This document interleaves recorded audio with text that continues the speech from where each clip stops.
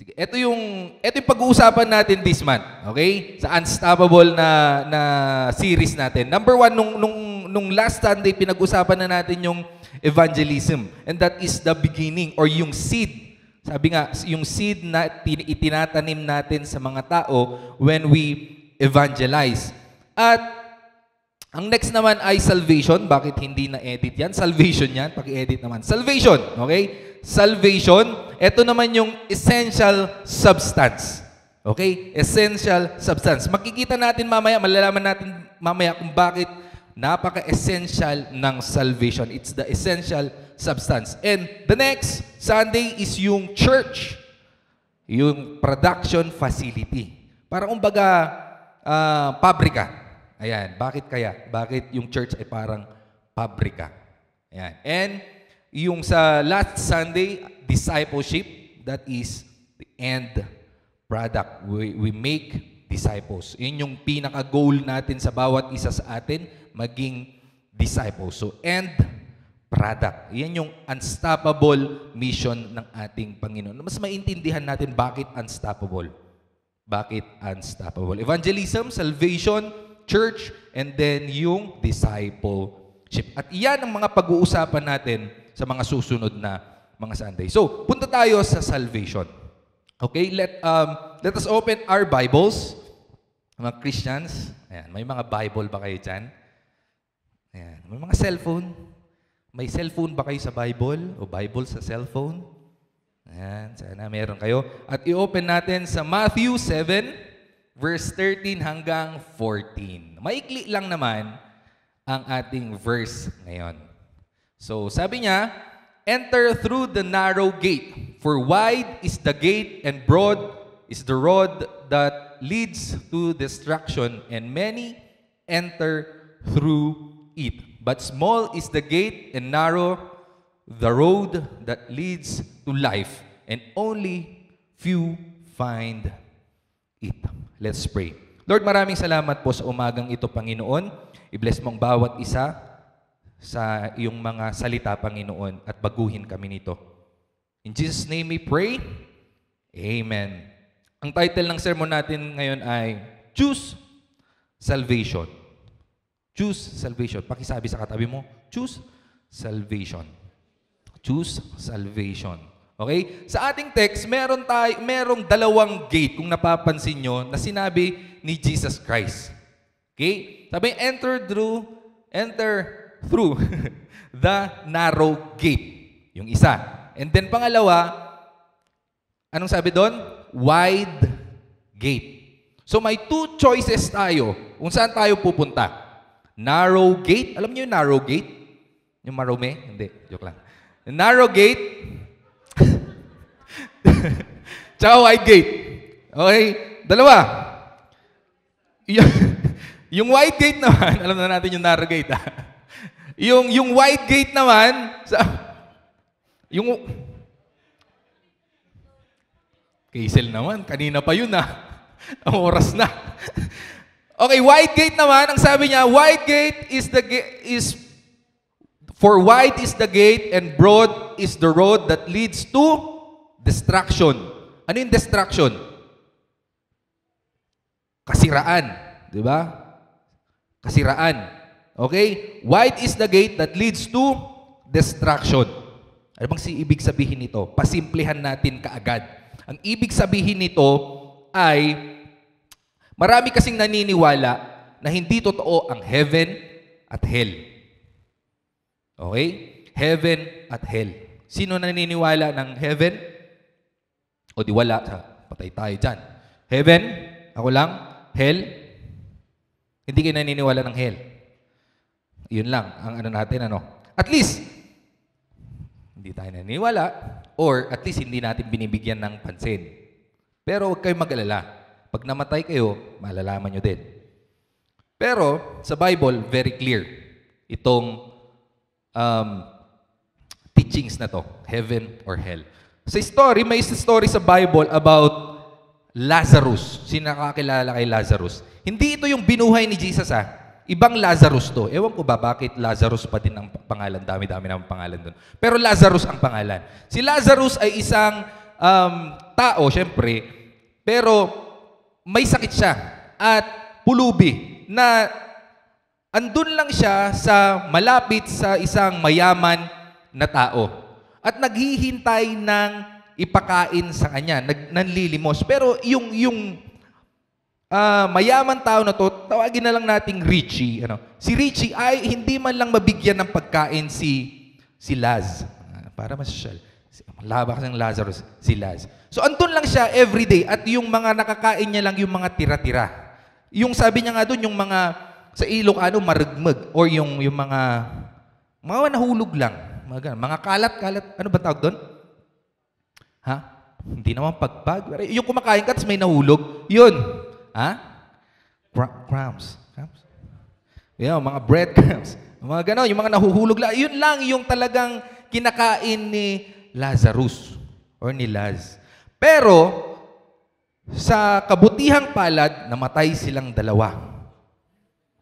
Hindi natin alam kung sabay, di ba? Pero lahat naman tayo kasi mamamatay eh.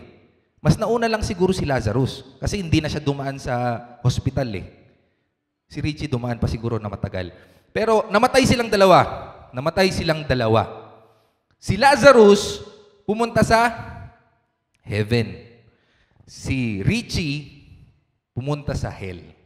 Ito ngayon ang problema ni Richie.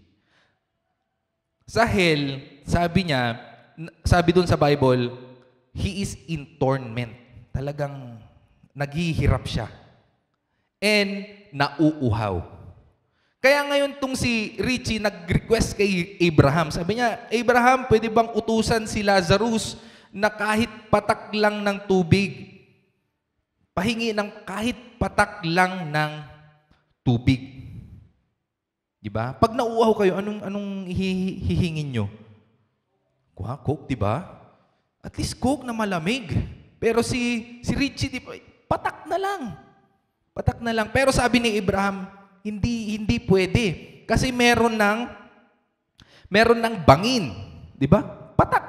Paano ba yung papatak mo sa bangin? Diba? Parang, ibig sabihin, mas mataas yung isa, mas mababa yung isa, tapos may bangin pa. So merong malaking gap sa between heaven or hell. So yun lang yung inaano niya, yun lang yung hinihingi niya, pero hindi na pwede. The lesson of the story, ganun kaagad. Lesson of the story, darating tayo sa punto na talagang wala na tayong pagpipilian. Hindi mo na mapipili kung saan ka pupunta. Di ba? Pangalawa, you will end, it's either heaven or hell. I'm sorry kung, totoo ba talaga yun? Ito ba talagang pakikinggan natin sa Sunday na to? Heaven or hell? Diba? Grabe naman. Seryosohin natin ang bagay na to. Kasi we don't need salvation pag wala ang mga bagay na ito.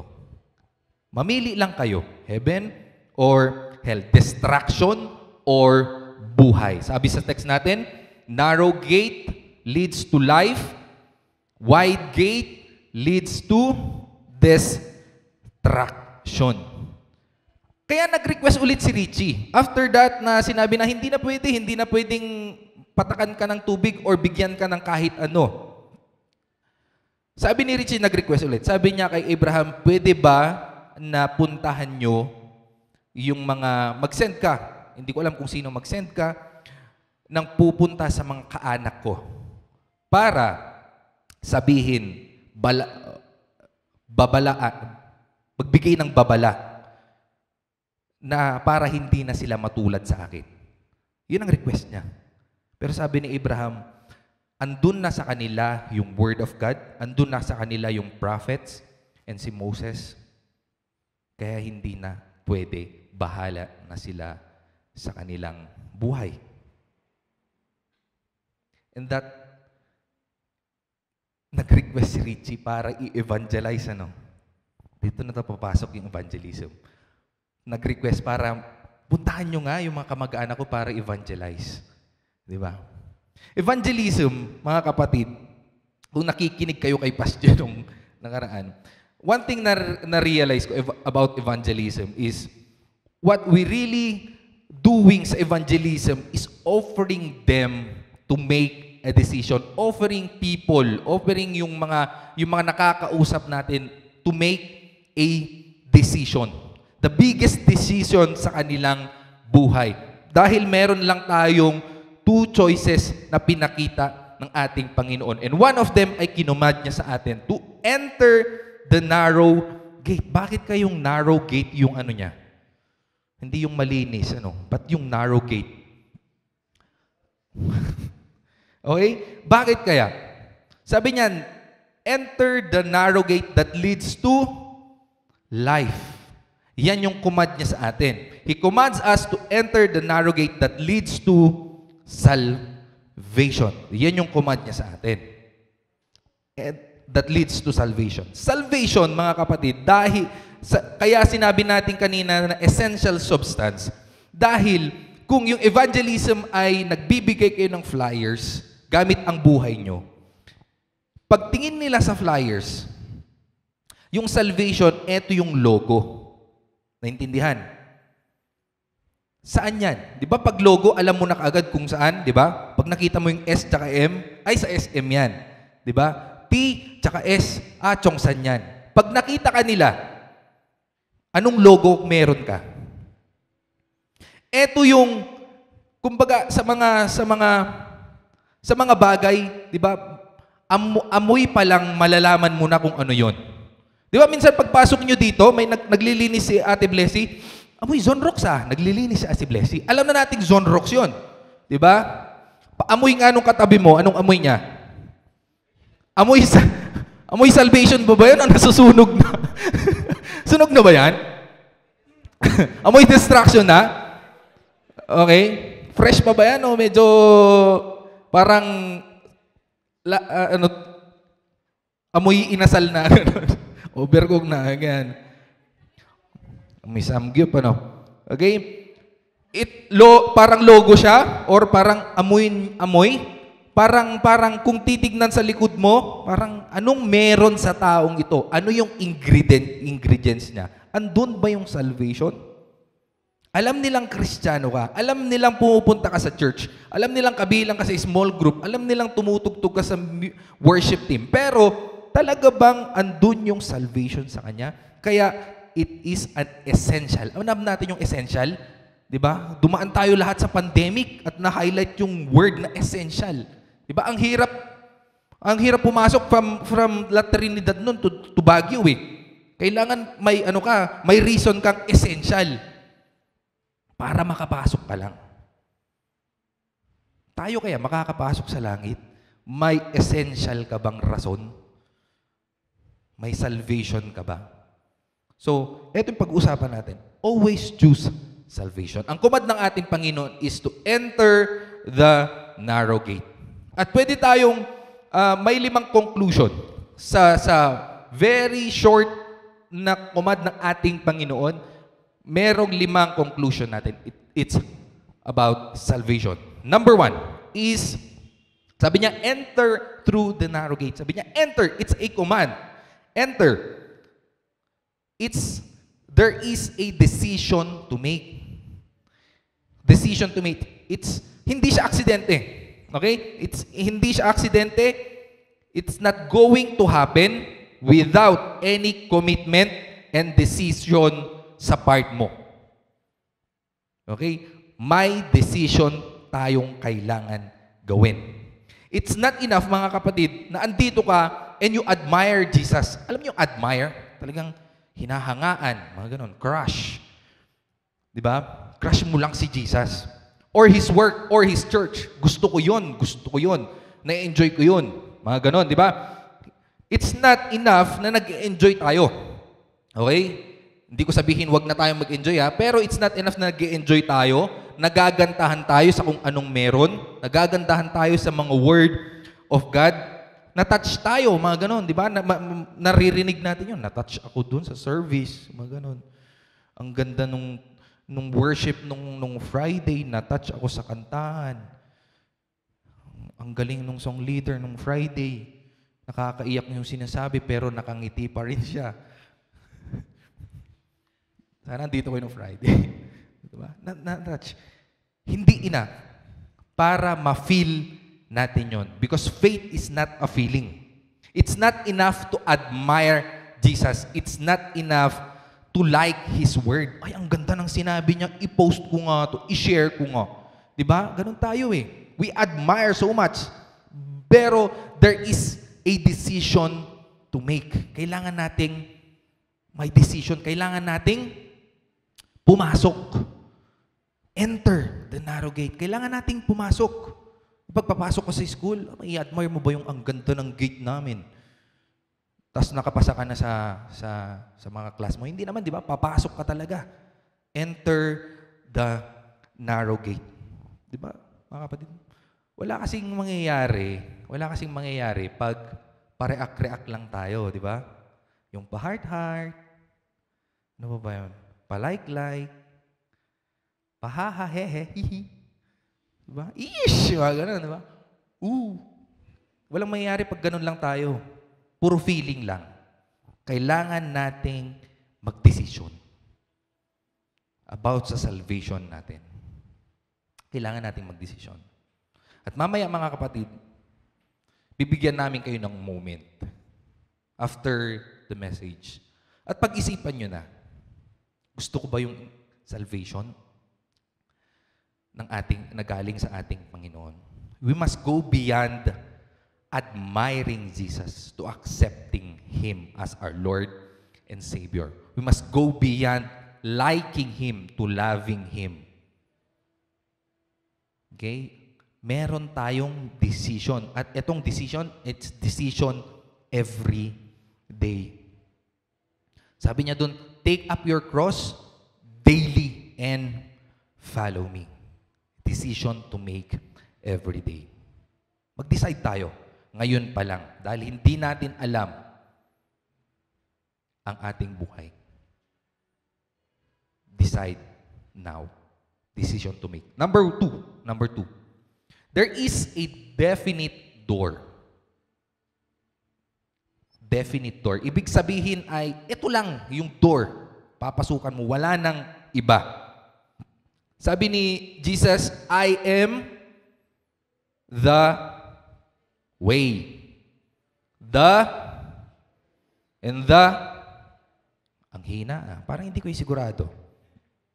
I am the way, the truth, and the life. Hindi niya sinabing, I am a way, I am a truth, I am a life. Anong pagkakaiba nun? Pag sinabi kasing the, yun na yun. Siya lang. Pag A,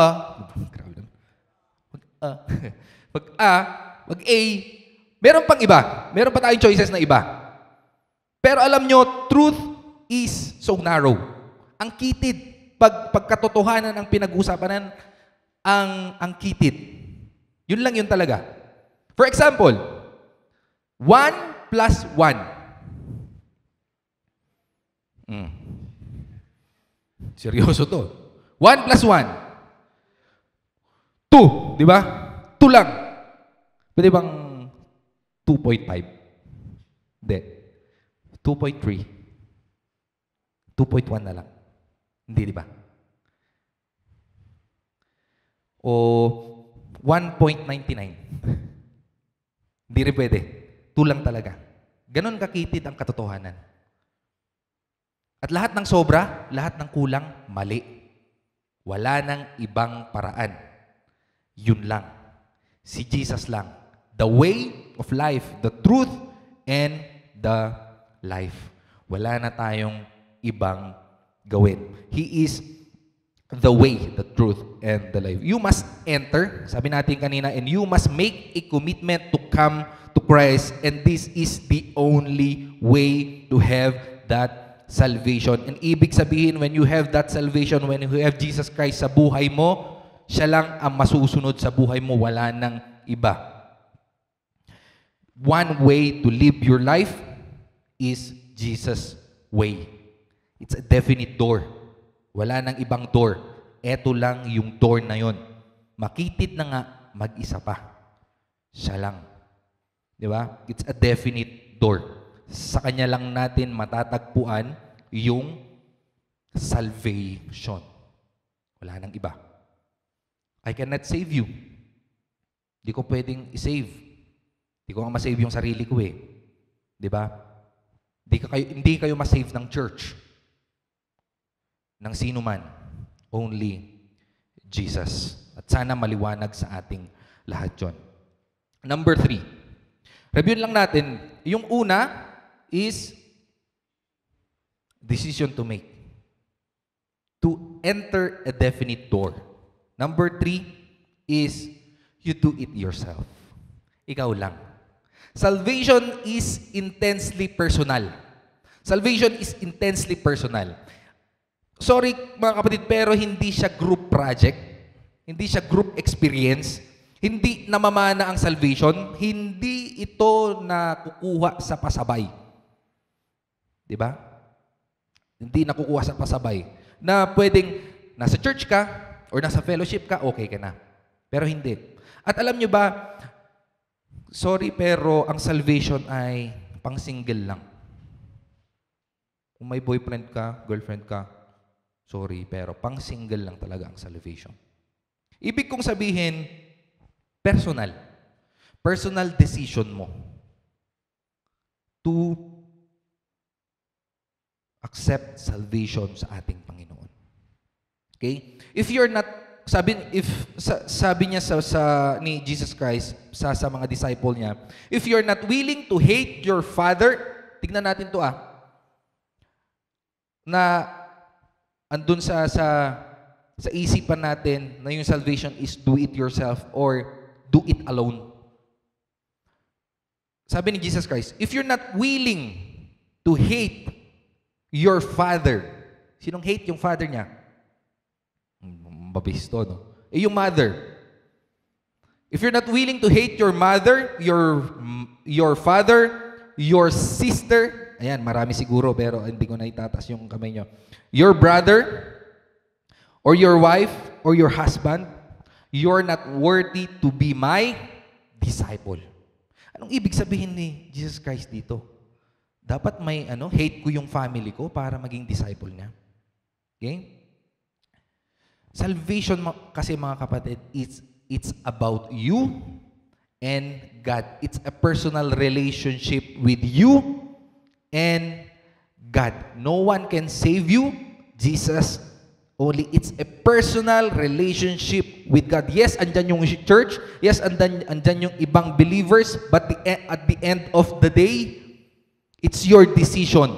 It's your relationship with God. Wala silang naidagdag. Ang mga taong nakapaligid sa atin, wala silang maidadagdag. Matutulungan lang tayo, ma-encourage lang tayo, pero nasa sa atin pa rin para ipagpatuloy, para meron tayong relationship sa ating Panginoon. Okay? Okay ba tayo doon? Nagigets natin? You do it alone. Live your salvation. Live out your own salvation. Okay? Do it yourself. Number 4 is enter with difficulty. Enter with difficulty. This is not easy. Hindi easy. Hindi madali. Ang pagiging Christian, hindi madali. Sabi nga nila, hindi ito lakad lang sa park. Diba, lagi naman tayo naglalakad sa park. Diba? Wala tayong iniintindi sa pag naglalakad tayo sa park.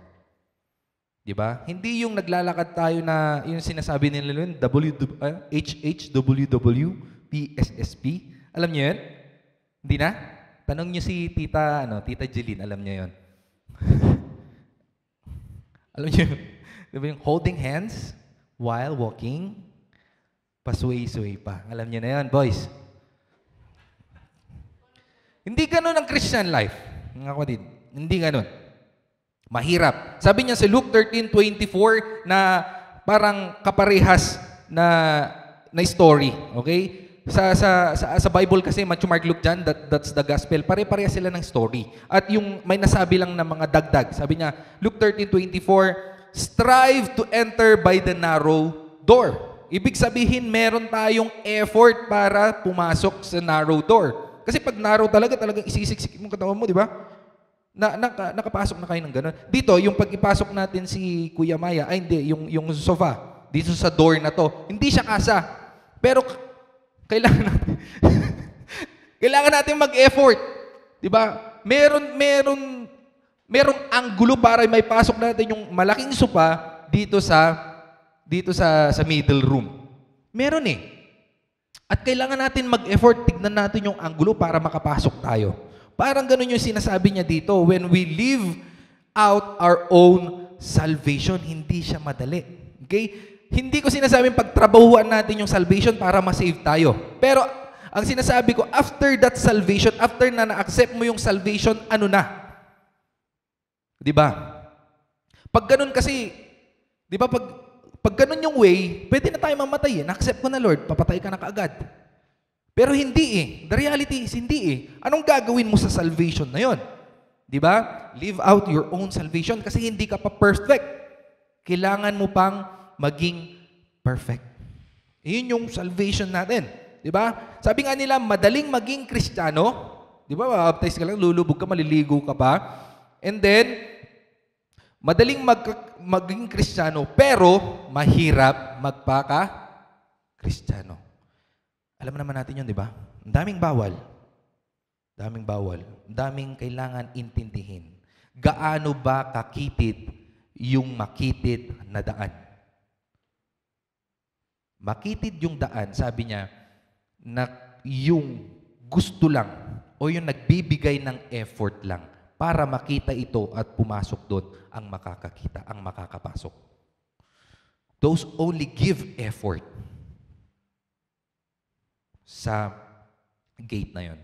Kaya pansin nyo mga kapatid, ang hirap mag-akay ng tao, na pumunta dito sa church. Or maging Lord si Christ sa kanilang buhay. Alam nyo bakit? Kasi mas maraming rason para hindian si Christ. Mas kokonti lang yung rason para tanggapin siya. Tama? Mas maraming rason para hindi magbagong buhay. At mahirap yung mga rason para magbago. Tama? Makitid ang mga rason.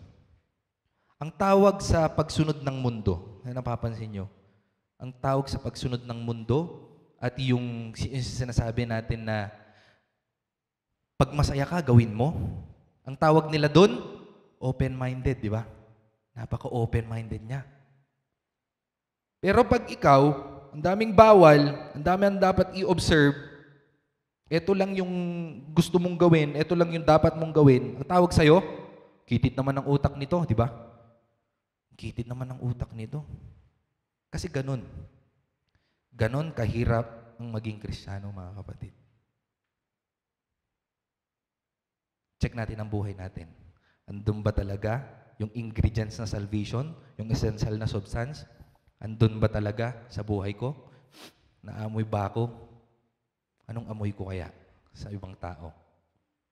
Mahirap, Enter with difficulty. And last, drop your baggages. Hindi ka makakapasok pag marami kang dala. Hindi ka makakapasok pag marami kang dala. You need to drop everything. You need to drop everything. Ito yung pagkakataon, ito yung moment mo na ayoko nang maging ganun. Yung dating ako. Isang example natin sa mga kapatid na sa Bible din. Si rich young ruler, kung alam niyo yung kwento na yun, isang rich young ruler, haba naman nun, Richie na lang, Richie Jr. Si Richie Jr. lumapit sa ating Panginoon, si Jesus Christ. Sabi niya, Lord, anong pwede kong gawin para ma-save ako? Ano pwede kong gawin?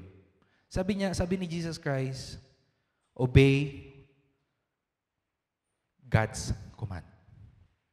Sabi ni Richie Jr., alin po? Alin po? Di maraming sinabi si Jesus Christ. Sabi niya, ay, nagawa ko na po lahat yan. Nagawa ko na lahat yan. Ang sabi ni Jesus Christ sa kanya, if you truly want eternal life, go sell your possessions and give it to the poor. Lahat ng pag-aari mo, ipagbili mo at ibigay mo sa mga nangangailangan. Okay lang eh. Pag 2,000 yung pera mo, okay lang eh. Si Lord naman yun eh. Paano kung 1 million? Kaya mo?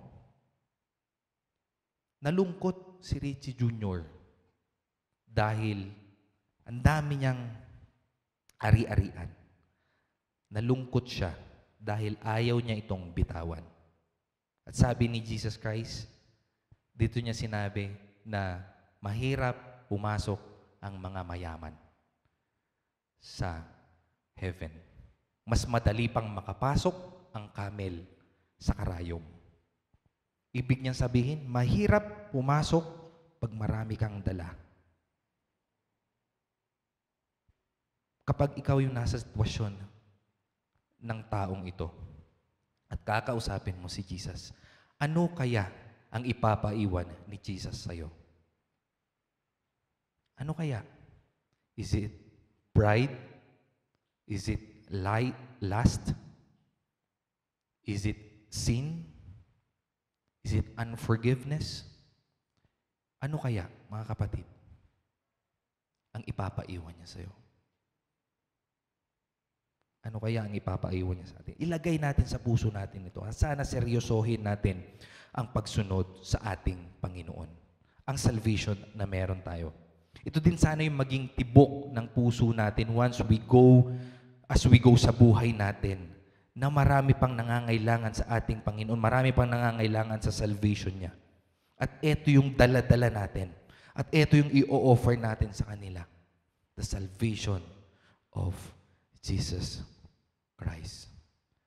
Let's lead someone. Let's enter the narrow gate that leads to life. Church, tayong lahat, let's be unstoppable in preaching the gospel of Christ. Drop everything for the cause of Christ. Always give people opportunity to decide to accept Christ sa kanilang buhay. It will be difficult. It will be difficult. Pero, by the grace of God, kayang-kaya natin. I want you to stand as we play some background or as we sing a song. Pwede ba tayong tumayo? Kailangan pag-isipan na natin to. It's time to decide, mga kapatid. I don't know kung ano nangyayari sa buhay natin, but one thing is for sure, if you need Jesus sa buhay mo ngayon, it's time to decide. That's simple. Ganun lang kasimple. If you need Jesus Christ sa buhay mo, if you need that salvation, I encourage you to come forward. Let's step on faith sa pagkakataong ito. It's time to decide.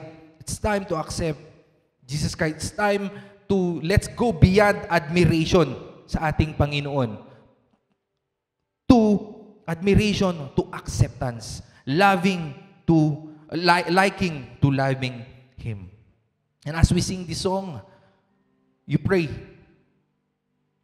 and ask God, Lord, lead me. At paghanda ka na, huwag kang mahiya, punta ka dito sa harapan and accept the Lord Jesus Christ.